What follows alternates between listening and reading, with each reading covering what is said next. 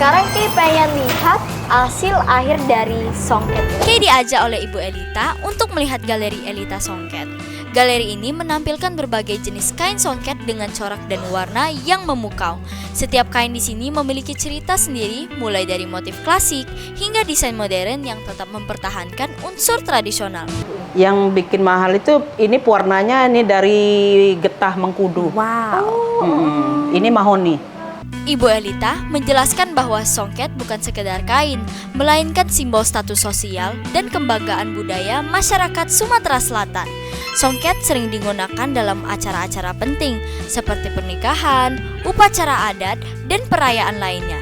Kay juga menemukan koleksi eksklusif seperti songket kombinasi benang perak yang jarang ditemukan di tempat lain.